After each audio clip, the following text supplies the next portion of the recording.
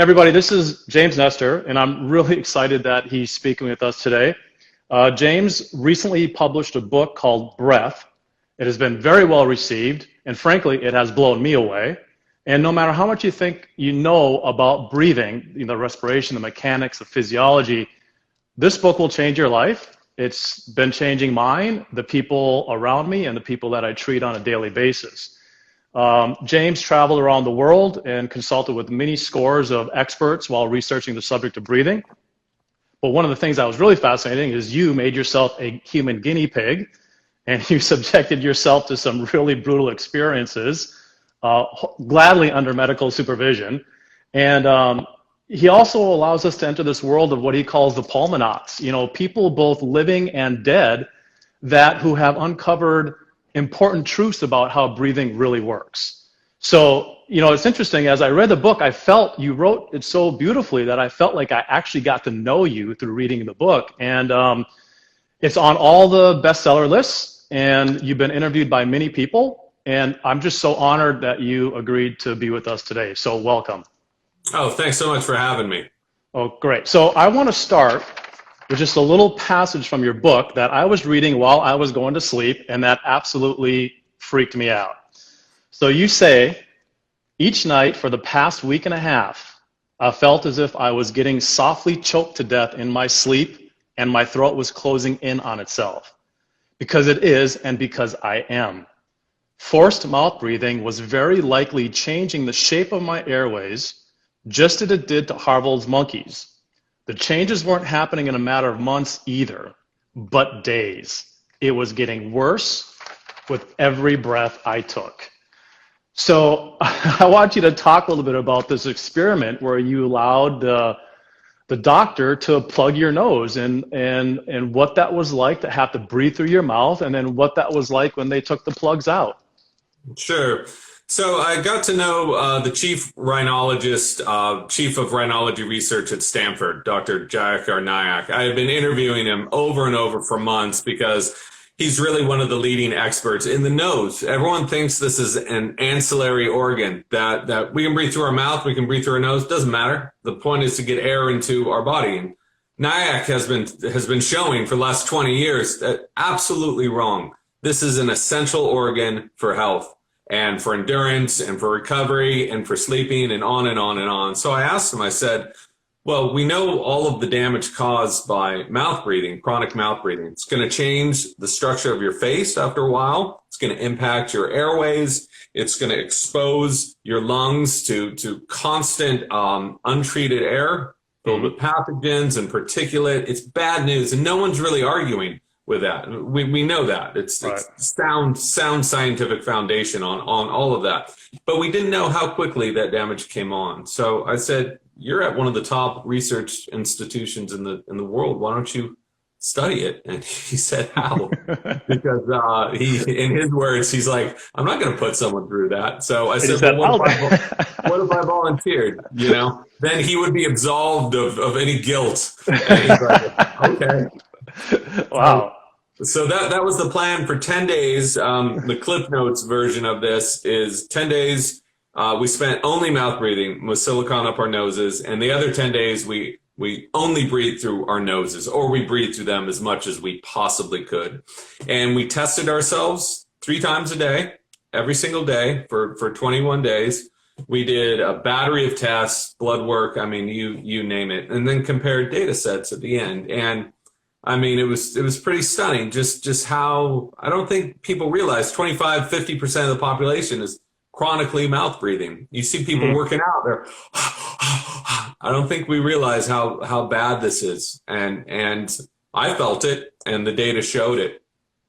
So, when I was reading that, I actually went into a sympathetic response. I actually started sweating, thinking about, oh my God, this guy only breathed through his mouth for 10 days. And for 10 days. And I just couldn't imagine what that was like. And that, like I said, when I read that passage, I thought, okay, this man really has thrown himself into his work.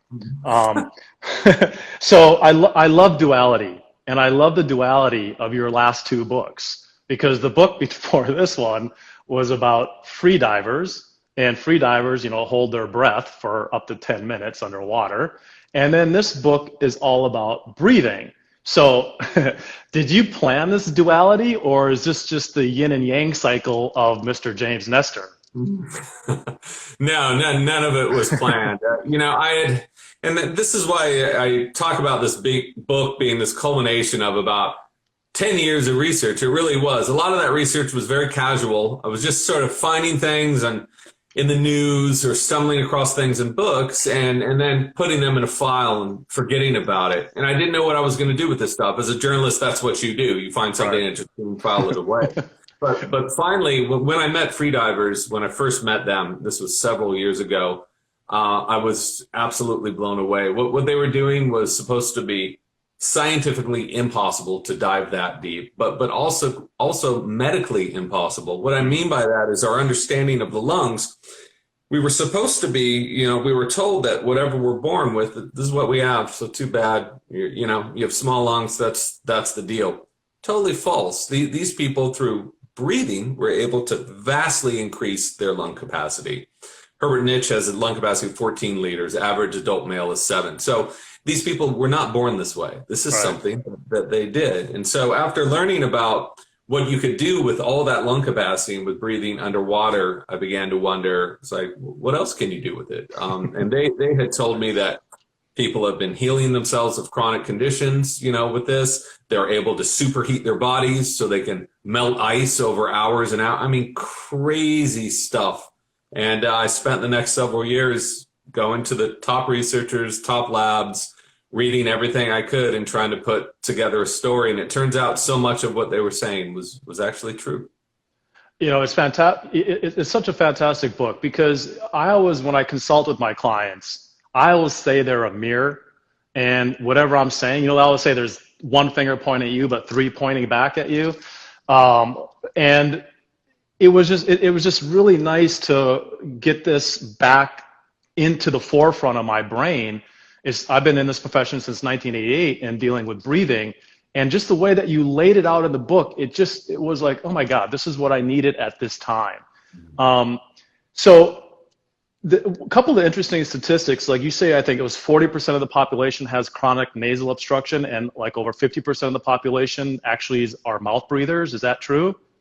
Those numbers are a little fuzzy, 25 to 50, depending on what population you're looking at. Yeah. Okay. And so let's spend a little bit of time talking about this thing right here, because I will never look at the nose the same way again. And how important is our nose to our vitality and our health? So this is a little trick that Nyack showed me. If you take your fist, everyone's got a different size fist, but this is an estimate. Take your fist and imagine putting that fist inside of the center of your head. That's how much room the sinuses and the nasal cavity is taking up. So we don't have this randomly, and it's the most ornate thing. If you were to do a cross section of it, it looks just like a seashell. It curls and curls, and it's beautiful. And shells are animals with shells use them to keep particulate out, to filter. So does our nose. But not only that, and we know that humidifies air, conditions it, removes particulate, it even combats viruses. We get all that. But it's how it also responds to our different moods and how we can affect our different moods and physiology by different ways of breathing through the nose. Nitric oxide has become this very hot molecule now. They're using it to treat COVID because it's such an amazing vasodilator. And it allows oxygen to offload a lot more easily. And it turns out we can create a 6-fold increase of nitric oxide just by breathing through our nose. So Luis Ignarro, who won the Nobel Prize in the 90s for his work in nitric oxide, believes that this is our first line of defense against COVID and other problems. And so much of that is based in known biochemistry. If you were to take a petri dish and expose mammalian cells to COVID and then put in nitric oxide in there, those cells will survive so much longer. And we know that, which is why it was used for SARS, 10, 12 years ago, which is why it's being used again now. So, I mean, there's a whole laundry list of the wonders of nasal breathing. What I found is no one's really arguing with it, but no one had really been acknowledging it. And you can see this walking around on the streets or at a gym or wherever. People are just Oh, yes, thinking 100%. they're, thinking they're getting more oxygen. And the opposite is happening. You get 20% more oxygen breathing through your nose. So that's 20% less breaths to oxygenate your body. And that's what you want. As you know, efficiency is key. That's what you want. Yeah. One other thing that you wrote about too that gave me the sweats. Can you talk a little bit? Okay, so let's say I have a deviated septum, and you and I are not doctors, right? Make that up front. And and they're saying you need nose surgery. Well, I never heard of empty nose syndrome before. Can you describe what empty nose syndrome to us is? Because it was just the description was not pleasant. Yeah. So a lot of us, 75% of the population has a deviated septum that's clearly visible to the naked eye. So when someone tells you you have a deviated septum, you need surgery immediately. 75% of the Yeah, 5 time out, billion right? people. Yeah. Yeah, big time. I'm not saying people don't need surgical Right. interventions. Absolutely they do if they have serious problems. So not saying that, but what I've found from NIAC's work, again, one of the top dudes out there studying this stuff, he feels the majority of people should start real low and easy with very simple solutions before you rush into surgery and drill out everything.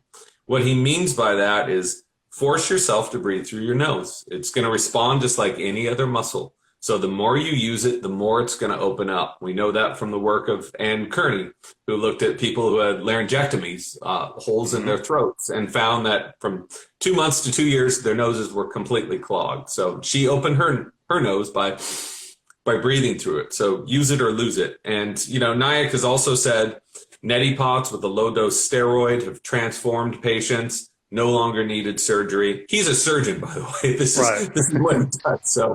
So I listen to him. But to get to your specific question, empty nose syndrome, a lot of ENTs surprisingly don't know the subtleties of air, how the body processes air. They're so good at specifically at what they're doing, but they're focused on the airway and not looking on how all that air affects the rest of the body. And I heard this from ENTs. Okay, the biochemistry of oxygen. So unfortunately, a few EMTs, there's some bad apples out there, just like there are bad apples anywhere. Absolutely. Believe that more is better. So by just drilling holes up through your nose, that means you're going to be able to breathe through your nose more easily. What you're doing is you're ruining all that tissue so it can never function properly. And by having too much air, by not having that pressure, can cause such serious problems. And that section on these people who have this condition, who sometimes they went in against their will, a surgeon went in and drilled their noses. That section was a full chapter, and we cut it down so much because it was so depressing. But they are completely destroyed. They have chronic fatigue. They can't sleep. They're anxious. They're panicking. And it just shows you the true power of the nose and how we have to respect that nature has given us this nose for a reason, and we should use it. But I included links in the book you can learn more about this syndrome, but absolutely frightening. These people were strong, super fit, went in, lost the ability to breathe through their nose, and they're completely wrecked now. And I think in the book you said something that when they do breathe in through their nose, it's like getting a shot. Yeah, because all of our, again, if you take a side profile, we have all these turbinates that curl like a seashell. It's beautiful, and you can look that up on MRIs or whatever. You look it up online. All of these curls, well, those are there for a reason, because they slow down air. They baffle that air, and that's good. You want to have a slower pressurized supply of air because you can extract more oxygen from it. Right.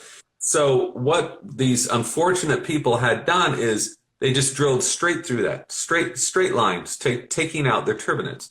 So when they breathed, they also drilled out all of those nerves that are connected with the feeling of breathing. So they didn't know that they were breathing when they were breathing. So they would go, as I talked to them, like, oh, wow. And this is 24 hours a day. And some people, even if you have a clogged nose, you can still feel that pressure. And it's that pressure that stimulates those nerves to let you know you're breathing. So it was so sad. And these people, a lot of people don't acknowledge that this thing exists. They call them insane. They call them paranoid. And now we know that absolutely wrong. There's an increasing amount of science that NIAC is doing, and Ohio State is doing some amazing research in that area as well. So one last thing I'll say is NIAC's specialty now is to create the nose the way it was before they had surgery. Oh. So people are getting surgery, and he's rebuilding it the way that nature made it. So pretty fantastic. Yeah, and the next thing I want to talk about is the pulmonauts that you talked about, the breathing experts. And, you go back to ancient cultures. I remember one of the parts that resonated with me, you talked about the Mandan Indians. I grew up in Mandan, North Dakota, all right? So I grew up not too far. I'm not proud of it, where Sitting Bull was defeated. And you talked about how they cared for their infants and made sure their mouth was closed, held them away from their body so they didn't get hot and have to pant, etc. And you also talked about, people like Jim Councilman, the legendary swimmer, the swim coach, many endurance athletes. You talked about Carl Stowe, who worked with, emphysema patients in the VA hospitals, who was a choral, a choral coach for singers. There's all these amazing, wise people that have been before us and present day as well. Why do you think the field has become so fragmented, and why did this stuff kind of leave mainstream and we started forgetting all of these brilliant people? I think it's so many of those discoveries came from people on the outside, because those people had no focus. They weren't in the system, so they were able to look at things in a completely different way. So my father-in-law is a pulmonologist. My brother-in-law works in an ER. So I'm firmly rooted in Western medicine here. And there's so many amazing things that Western medicine can do. So I'm by no means bagging on Western medicine. It's a wonderful thing. But I did find it curious that father-in-law pulmonologist for 40 years, I'd say about 80% of the research I was bringing him, and he read it all, he never heard about. So because he told me, he said, we are trained to deal with pathologies of the lungs. We're trained to keep people from dying. Cancer, emphysema, cutting stuff out. He's a master at that stuff.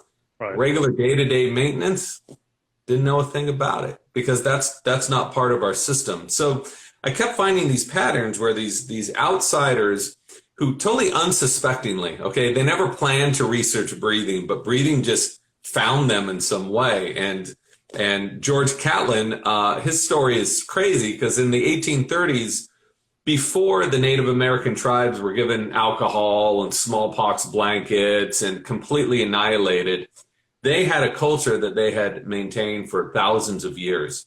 And Catlin traveled more miles than Lewis and Clark to visit 50 different tribes and collected the science of their systems of medicine, how they live, their culture, before Western influence. And that's so important, because a lot of people studied them after the West had already come in there and destroyed so much of what they knew. So he was the first Caucasian many of these tribes had seen. So he said the one thing that they all had in common was that they shared breathing as this medicine, and they avoided mouth breathing on any level. They would even hesitate to laugh because they feared bringing that noxious air into their mouths.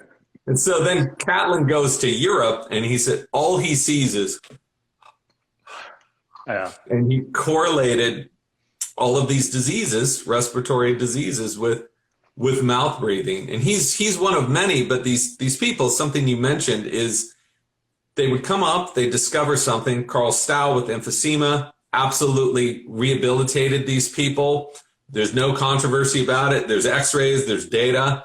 Katrina Schroth, on and on. They would come up, they'd prove this thing, and then for some reason, in some way, they disappear. And as I kept researching, all of these characters were following this same arc, and it was driving me crazy. Even people from Yale, Yandell Henderson was at Yale for 30 years, and his research came out, was absolutely proven. He died. It all went away. So that's why I call it, a new science of a lost art. But I do feel, at least from what I've seen from the reaction from people in the medical community to the book is it does feel like there is a larger consensus on how important this stuff is right now, and people are really acknowledging it. And that's good. I think this is the time for that paradigm shift to occur and us to rediscover all this stuff. I know you had to cut out, the book was huge and you had to cut it back. Did you study any of the work of Weston A. Price, the Price Foundation? Yeah, I figured, you know, physical nutrition, physical degeneration. Yeah. Yep. Yeah. Okay. So he was one of the and this brings in the question that I heard early on. When you write a nonfiction book, you submit a proposal. It's about 50 or 60 pages, and you think that that's your map, that's your path. I thought I had it pretty well figured out, and then it just went like this. when I discovered that our faces are completely destroyed because of the last 400 years of industrialization, how our faces have grown flatter, our mouths have grown smaller, and that's why we have crooked teeth, because our mouths are too small for our faces. Guess what happens when you have a mouth that's too small? Airways too small, and the palate up here, I'm a perfect example, pushes up into the sinus cavity, inhibits airflow through the nose, all kinds of problems. So Weston Price knew that this existed, but he didn't know why. So he set off for 10 years, another guy around the world. He was the head of research at the National Dental Association, which became the ADA. So not a freelancer, like the top of his field, 10 years, and looked at these communities that had adopted industrialized food versus sometimes people in the same house who had kept their traditional diets. And the people who had traditional diets, perfect teeth, beautiful no teeth, extractions, no wisdom teeth out, much better health. The people within a single generation of industrialized food, crooked teeth, respiratory problems, whole bunch of issues. And there's 15,000 photographs that people can go, look and compare and contrast. Just briefly on that note, did you study Pottinger's cat sin too? Yeah. I had that was all cut out. And, they found that most of that was due to taurine, I believe, because when you cook food, you eliminate taurine. And so you can feed a cat food with taurine in it and it won't have those issues. But it's amazing. A single generation, same thing with his cat, mouth shrunk, grew sickly. And I think they said by the third generation, they couldn't even reproduce. They couldn't reproduce. They were so sick. So that was a deficiency of taurine, but it does show you how important, food is just to be able to breathe, how that affects you. Right. Did you ever, curious, and I was taught, do you know who Paul Chek is from the Chek Institute? Yeah. Okay. Yeah. So I was one of his senior faculty members for years. Oh, I taught all around the world for Paul. Did you ever hear of the rule of thirds? Fill me in on that. Okay. So he taught us, so if you take your fingers and go like that, and if you put your thumb underneath your chin, your index finger should touch the bottom of your nose. If you put your thumb underneath your nose, your index finger should go right between your eyebrows. And if you put your thumb on your eyebrows, the finger should go right on the hairline. And he said the generations that are, the generations that are coming around, the middle third is shrunk. I actually had a patient in here this afternoon. I did that on. She's got a mouthful of braces, and when she went to do her middle third, her index finger went all the way into the middle of her forehead. So I was just wondering and I don't know if this came from Da Vinci with the rule of thirds, the rule of fifths. Did you come across any of that? It's I think that has to do with the golden mean. The face is supposed to adhere to the golden mean, and I forget his name, but someone down in LA has done a bunch of research in this. What we associate as beautiful is actually functional. That's why we are thinking something is beautiful, because of its function. And that function correlates to airways, and that's what they've found. So I worked with biological anthropologists at University of Penn and elsewhere, Dr. Kevin Boyd and Dr. Mariana Evans, who were showing me all these ancient skulls. And this is something that, you figure you'd be taught this in school, or in college, or sometime in your life, but you're not. So if you take the very quick version is, if you take a human skull, 500 years or older, doesn't matter, 50,000 years, even 5 million years, our ancient, distant human ancestors, those skulls would have straight teeth. So there's like a 99% chance. no wisdom teeth removed, no braces, no headgear. If you take a modern skull, 90% of those are going to have crooked teeth. And so why we have crooked teeth is because we've lost so much room here, because all of this has been shrinking and shrinking and shrinking. And this has been going on for generations now. But we do know from the work of Dr. Robert Corcini and Price that within a single generation, about half of a population, by switching to industrial foods, can show these problems. And, you know, we're generations deep now. So the good news with all of this, and this is what I really try to focus this book on. Yeah, we've got problems. Okay. Everyone's got them. We need a solution. how do we fix this? You know, so surgery can certainly help. Other devices help, but we've also got this amazing device here. It's our body that does a really good job of healing ourselves if we let it. And I believe that breathing needs to be considered as important as exercise or food. Yes. Everyone knows eating right. I mean, almost everyone knows eating right is going to affect your health. Everyone knows exercise is going to affect your health. If you don't have breathing in there as a pillar, you're never really going to be healthy. Yeah, well, Paul Chek taught us the foundation principles. Number one, thoughts. And you can go, but the science community doesn't like the emotional, mental, spiritual part of a human being.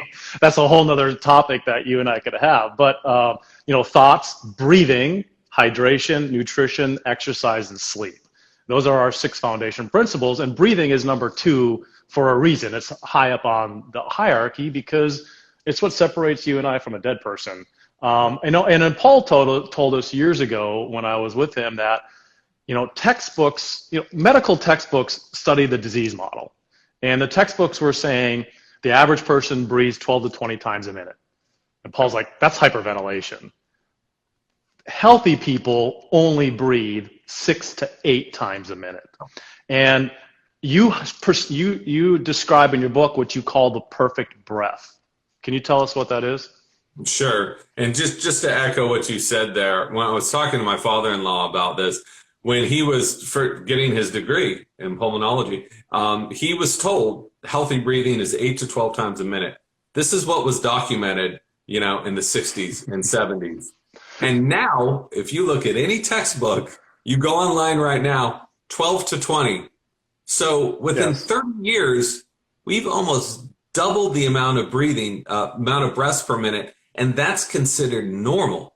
And so when I've mentioned to him, I mentioned to other people, it actually seems like 6 times a minute, 6 to 8 is optimum. Here's why. Here's what the data says. That would be considered highly abnormal and dangerous to a lot of people. So there's a serious gap in between science and belief here. So to answer your question, some researchers about 20 years ago in Italy measured people who were reciting the Ave Maria, which is the Catholic prayer of the Rosary in Latin. So priest says a phrase, the congregation says a phrase, and then they measured the Buddhist chant Om Mani Padme Hum. And they found, then they measured Sata Nama, the Kundalini chant. Then they measured the Om chant. And they found that all of these prayers require about 5 to 6 seconds to exhale and vocalize, because we're only vocalizing on the exhale. Om Mani Padme Hum. Right. And then about 5 to 6 seconds to inhale. And it turns out that, and most people, if you have, some gear, you can measure this. Look at your heart rate variability, look at your blood pressure, look at, other markers of health. And when we breathe, you don't need to pray to get these benefits. You can pray if you want, but just by taking these 5 to 6 second breaths in and 5 to 6 seconds breaths out, our systems enter this stage of synchrony where everything starts lining up and working at peak efficiency, which is one of the reasons why blood pressure will go down, heart rate will go down, and the heart is going to start to align with the Mayer rhythms, which are these arterial blood pressure waves in the body. And again, you can see this in heart rate variability. Go if you have a monitor. I'm a dork and I have one. You can talk. Like right now, my heart rate variability, since I'm talking and I'm animated, wouldn't be so hot. But just by breathing at 6 breaths a minute, everything starts locking in, and it's magical to see that. And this is how, like, the body can function in a state where things aren't quite working. We're good at keeping ourselves alive. That doesn't mean we're healthy. Right. You know? Right. So why not allow yourself to function at peak efficiency to let your body heal yourself? Right. And so just to recap that, so the perfect breath is really a 5.5-second breath in and a 5.5-second breath out. So you're breathing roughly 6 times a minute, correct? That's right. That's okay. right. Okay, so let's span the life cycle. So we talked a little bit about, infants and the denatured food and the shrinking, middle third, and how, the facial features have changed and how a lot of children are becoming mouth breathers. I see this in kids. It's really sad. And now let's juxtapose to the senior citizen community where, you start losing some of your lung capacity, and things like that. So how can breathing span that entire life cycle? Mm-hmm. Yeah, and that's a really good point, because as we grow older, we've been told a couple things. We're going to lose bone mass, which is true, and we're going to lose lung capacity, which is true. So right at the time when we really need this is when our bodies are starting to slow down, right? You really need a consistent supply of oxygen. You need to get rid of those toxins. So you need to be able to be breathing as healthy as you possibly can. But our bodies are starting to shut down, and this is all starting to shrink. And what I learned from the free divers is we can change that. We can absolutely reverse our lung capacity, all of this entropy in our bodies, by adopting simple breathing habits. I think one of the big benefits of yoga is, there are many, but one of them is, guess what it does? I'm breathing into the lap bone. Mm-hmm. Breathing into, and you're keeping flexibility here so you can take in these big breaths and not cough and not feel uncomfortable. More importantly, so you can exhale all of that air out. So just seeing the people who have made huge impacts on their lung capacity, free divers or Katarina Schroth, woman with scoliosis, and vastly affected health. And that's what I like, is this empowering knowledge where these things we've been told for so long, they're not true. And we can affect our bone mass in our faces right here. And I proved that myself, Well, that's what I was going to say, is you said that you can change the facial structures up to the age of 70? Yeah. So you can continue, you can slow down bone mass degeneration, right? You can eat well, you can exercise, weights are really good for that. But it's always slightly, it's this uphill battle as you grow older. And, you can do a really good job at like keeping things pretty good. But there's one area that is particularly easy to build and remodel bone, which is impossible. Like, I'm not going to grow any taller right now. If anything, I'm going to be growing smaller. Shorter. Yes. But this maxilla bone, this right here, is a different kind of membranous bone that can be changed up 70, and probably, I think they've tested it up into 70, but it's probably our entire life, that we can build and model new bone here. And so I took a CAT scan just to test this, because I'm a curious person. I'd seen the science on this, and a lot of it had been conducted at Columbia, and by this top JJ Mount, like top guy. No one's refuting it, but at the same time, I learned if you can build more bone mass here, you can also expand your airway. You can breathe better. Sure. And so I wore this device. I hadn't worn one of these since I was like 15. Every night for a year. My wife wasn't super pumped about it. Probably not. That's how it is sometimes. So I put a retainer up here, and it very gently expanded my palate. I'm like the perfect example of what shouldn't happen to humanity. I had extractions, awful teeth, mouth breathing. My face took a big hit because of that. So I was like, I wonder if I can reverse this in some way. So if you have clean fingers, you can put your thumb on the roof of your mouth, and you're going to feel this little line running up the top palate. So that's a suture. And that suture, just like all the other sutures in your head, which you can feel all those cracks, can expand and can fill in with more bone. And so we can expand our mouths. And when we expand our mouths and we incorporate chewing stress into our daily activity, we can build new bone. And I showed that a year before and a year after. I built all this bone here. My airways got larger, more toned. I had some pus and granulation, and my sinuses all completely gone. Wow. So to me, I'm not a young person, and to know that I could drastically affect my breathing ability and even the shape of your face naturally, I thought was pretty fascinating. Well, I've done craniosacral work on people in their 90s, and Oh, so wow. these structures move. There's no Okay. doubt about it. There's sutures. So, and this part of your face happens to move, I think, easier than a lot of the other structures. And I don't want to get into that because I want people to buy the book and read the section. But I forget the name of the kind of like the crazy dentist. There's a father son that have exercises that you can use your tongue for. What were their names again? Doctors John and Mike Mew, Mew, and right. they are characters, but man, these guys are fighting the good fight. I mean, John Mew was saying this stuff in the 60s. He was completely banished from the British Dental Association. This guy's in his 90s now, and he's still going at it. And he's like, I told you I was right. And it turns out so much of what he said so Right. long ago is turning out to be 100% right. And Mike Mew is an awesome guy. I was just talking to him yesterday.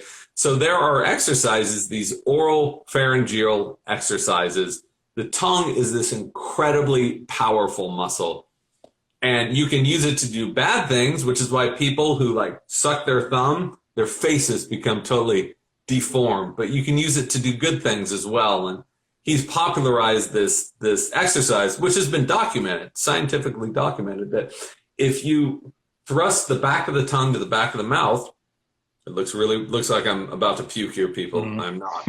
Um, you can use the tongue to widen that, he believes, to widen that palate. We know it helps open the airways because they did this study in which they took people with chronic snoring, had them practice these exercises, and it had a significant effect on their snoring by toning that airway. It's free, it's available to anyone, and that's what to me is so exciting about it, is letting the body heal itself. I highly recommend everyone watching this to read the book, and that section of it was very fascinating. Okay, so easy question, James. How many times a day do we breathe? Well, if you're breathing like an average American, you're breathing about 25,000 times a day. Okay. Um, and, maybe 18 times a minute, 17 times a minute. I have found that you will almost always be better off slowing that breathing rate, taking slower, deeper breaths, instead of constantly consuming air, to use the air that we take into our bodies most efficiently. Okay. Because about, I think it's 3/4 of the air we take in, we exhale, All right. in these breaths, which is why people who suck on straight oxygen, this was shocking to me as well. It's not doing anything for you, everybody. It's robbing you of some money, but it's not. If you have emphysema or a serious problem, absolutely. You have a problem with gas exchange in your lung tissues, it's a lifesaver. But for a healthy person, it's not doing anything. So use what we have most efficiently, and you can do that by taking slower breaths. So I have a question with that, or a statement on that, but go back up to the senior citizens. It is absolutely imperative that as you get older, you continue to use the second most important pump of the human body, and that's your diaphragm, correct? Absolutely. And then Carl Stow did so much work in this with emphysemics who had lost control of their diaphragm. So when they would breathe, this is how they would breathe. Yep. Using completely different muscles until this became their normal.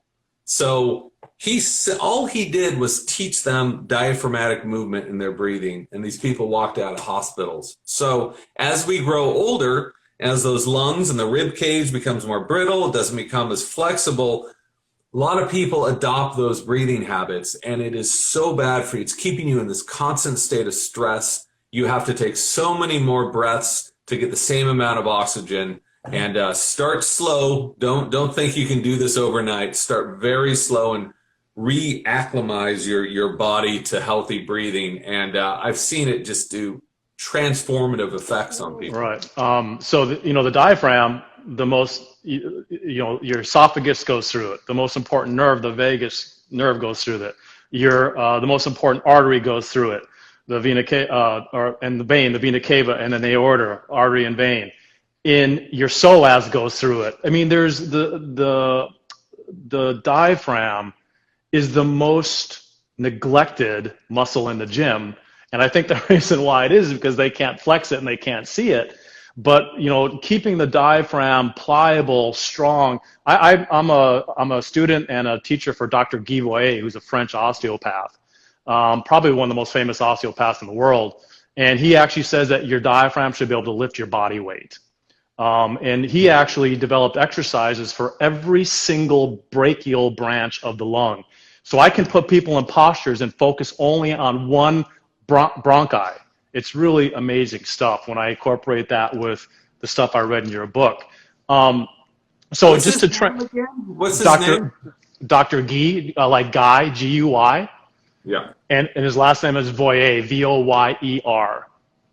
He's based out of Marseille, France, but he's got schools all around the world, and I'm one of his schools in Florida. I'm one of his instructors. So to go back to the breathing, so if we're breathing 25,000 times a day, in my profession as a physical therapist, if I sprain my ankle and I walk around with a limp for a week, typically the person says, oh, my hip hurts now, my back hurts, etc.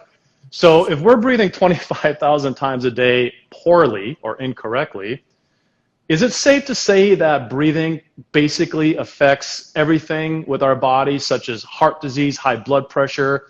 We could even get into autoimmune diseases such as diabetes type 1, rheumatoid arthritis, irritable bowel syndrome, eczema, psoriasis, etc. Would you be fair to say that breathing has a hand in everything?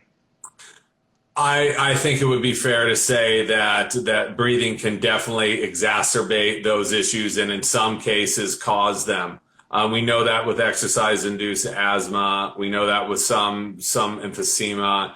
And for sure, because what you find is people with asthma or anxiety are traditionally breathe so much more than the average person. The average person's already breathing too much to begin with. So on top of that, they're really huffing and puffing, and they've found like huge benefits to these people slowing down their breathing. Look at the work from Dr. Robert Brown or Patricia Garbard looking at anxiety and depression, or Justin Feinstein doing the same thing at Laureate Institute of Brain Research. So it's so many of those issues also can be either blunted or in some cases the symptoms have completely disappeared. People who have had autoimmune issues, like they watch their CRP levels drop 40-fold within a couple of weeks of getting stuff, which is no drug can do that for you, no. But breathing can.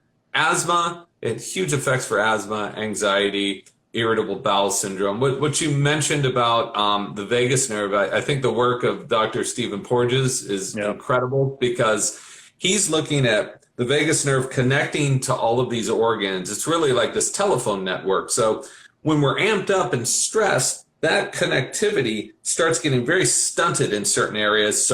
And sends the blood to our heart and our brain, like and our muscles, the areas we need to survive. But all of these other organs can't really function properly. So he's had patients who have had like a combination of issues: sleep apnea, diabetes, erectile dysfunction, irritable bowel issue, and they've been treated for each of those individual things. But he's found there's nothing wrong with their organs. What they suffer from is these connectivity problems through the vagus pathways. And by fixing that connectivity, all those problems go away. And this is something a lot of people aren't looking at. Like, the body isn't separated into a bunch of different Lego blocks. Like, what happens here affects what happens here. What happens here. And so the idea that you can just take care of one little problem and not look at the rest of the system. And so the vagus nerve is, and there's been a few books written about the vagus nerve. I mean, this is the main network. And how do we stimulate vagal response? Take a guess. We stimulate it by breathing. Okay, so in your book, I'm going to break it down into two categories. You have breathing techniques that teach you to slow the breathing down, alternate nostril breathing, breathing coordination, resonant coherent breathing, control, pause, mini Buteyko method, humming, nose songs. And then you have the other category that makes us breathe faster. Tumo, Wim Hof, Kriya, holotropic breathing. I guess one of the things is when I was reading, for me personally, it was like, okay, which one? Where do I start? And I'm assuming that they all have some sort of benefit. For sure. A lot of people in the breathing community, I think that not a lot of them, some of them tend to only look at their modality as like a lot of Buteyko people are, you have to breathe slow, you have to breathe less all the time, never breathe deep, never breathe too much. And that makes a lot of sense for people with certain conditions. And other people, vigorous pranayama is like, no, the key is to breathe too much. So I came into this world as a journalist just wanting to know what the science said and what clinicians said without any slant of, I'm not a Buteyko person, I'm not a Tumo person, but what I learned is all of these have different functions. There are more tools in the toolbox. And depending on what you have, you can use different breathing techniques to elicit different things. Some people, like, let's talk about Wim Hof method. I'm sure some of your clients and some of your viewers are familiar with that. This is a really hardcore breathing technique, and you're breathing as hard as you can for 30 breaths, then you're holding your breath, and then you're breathing more. So for a lot of people, they're like, why would I make myself stressed? I'm already stressed. I'm stressed with work, email, relationships. But the point of these is specifically to stress you out so that you can control that stress. And to stress you out, to stress the body out for 20 minutes so that the rest of the day and the rest of the night, you are chill and you are functioning the way you're supposed to. So it's a controlled stress. It's a controlled stress. And there's right down the street from me at UCSF, University of California, San Francisco, they've been studying Wim Hof's method with arthritis now and anxiety, finding that this hormetic stress, these periodic bouts of stress, just like in a gym, 30 minutes of lifting weight, it's really good for you. I wouldn't lift weights for 23 hours a day. It's going to wear you down, But these periodic bouts of stress, this is what the body is, this is how we evolved. And when we never have stress, when we're always on the couch, we're eating soft foods, the body doesn't know what to do and it can go haywire. So these people with autoimmune problems, like rheumatoid arthritis, like type 1 diabetes, like Hashimoto's, on and on. And something like 25% of the population has an autoimmune problem. They found huge benefits to reclaiming control of that erratic nervous system and giving you the power to either turn it on or turn it off. Wow. Now, do you have to stop on the hour, or do you have a few minutes because we started late? No, I got a couple minutes. I do have another call here in about 10 minutes. I need to ask you about this now. I've actually had an athlete hyperventilate on me. I don't ever want to see that again. So I know the importance of carbon dioxide. I have to ask you, the other thing that gave me sweats when I was reading your book is when you agreed to do that thing with Feinstein, where you were going to breathe carbon dioxide. What was that like? So this is an NIH study, which is fantastic to me that they're letting him really go out on a limb. So with these people with asthma, anxiety, depression, who breathe too much, their tolerance of CO2 is extremely low. So whenever they feel like there's too much CO2 coming up, they go to get that CO2 back down. And when they start doing that, if you have asthma, you have an asthma attack, or you have and that goes into a panic attack. Yeah. So we know that teaching these people slow breathing is very beneficial because it increases their tolerance for CO2. But a lot of these people aren't real self-starters. They're not going to adhere to a program of doing 100 little breath holds a day. They're just not. And he said, this is our reality. This is the modern world. So what he's developed the shortcut, which is to give them this blast of CO2 that he believes can instantly flex those chemoreceptors. So it's not a nice experience, but it resets them so that they can breathe well the other 24,999 breaths they're going to be breathing that day. So I volunteered to do this. I thought my tolerance of CO2 was pretty good. Like I practiced breath holds and free diver and all that. So he really bumped up the amount of CO2. And the problem is with this is it will elicit in someone who's been lucky enough to never have had a panic attack. It will elicit the same feelings as a panic attack. I thought, oh, this would be cool to be able to write about this from the inside, what this is. And yeah, we did it, and that's what happened. And what I didn't include in the book though, and he wished this would have been included because he's never seen anything like it, because that chapter was already too long, and I'm going to try to put it on the site, is after that study, I said, what if I do this? What if I hyperventilate and get my CO2 as low as it can possibly be, and then I do that? So I'm getting the ultimate benefit, like very low CO2 to instant huge amount of CO2. So I did that with a Kriya breathing technique for 20 minutes and had one of the crazy experiences I've ever had. And he hypothesized that I bent that CO2 arc so much that the chemoreceptors stopped working, and I was able to enter a state like without breathing, where my brain, the right side of my brain, just took off. And it was one of the, and so he said I got my CO2 down to like 21, which was about 1.5%, 1.7%, and then it went up to 20% within the span of a second. So maybe in the next edition I'll include that. Okay, so I'll wrap this up because I know you have to go. So if you were to tell average people to do one thing, what would it be? It would be to not take your breathing for granted.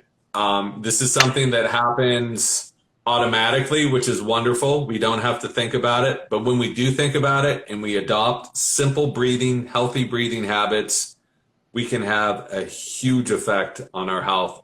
And this is free. You can do it sitting on a couch. You can do it answering emails. Like, adopting these habits is open to everyone.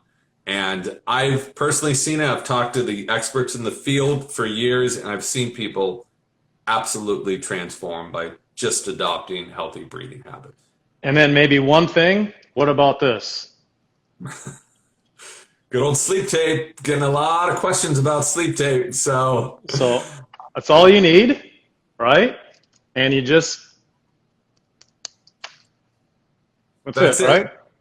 And you go to sleep. I usually use my tongue to take it off. So I've gotten hundreds of questions, and a lot of people saying, oh, this sounds sketchy, except for the fact that it's being studied at Stanford, and except for the fact that people like Dr. Mark Burhany have used it for 20 years. But I did a little segment on my site. I'm posting these. I'm not a breathing therapist or a scientist. Luckily, I know these people. So I'm doing Q&As on my site. They're free to everyone, with experts in the field, people from Harvard, people from Stanford. And the one that just posted is with Dr. Mark Burhany, who breaks down the science of why it's important to not sleep 8 hours like this. All the benefits you'll be getting by a piece of tape that's that big, putting it right there. It'll really, really change a lot of things. So, well, James, I want to congratulate you on your book. I think it's a huge success. People are, I've told so many people about it. They love it. And your website is it mrjamesnestor.com?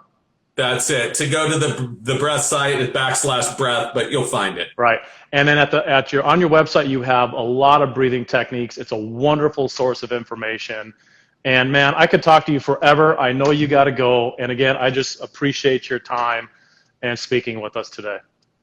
Thanks so much for having me. It was a lot of fun. So You really got it, appreciate James. it. Thanks, Take everybody. care. Bye-bye.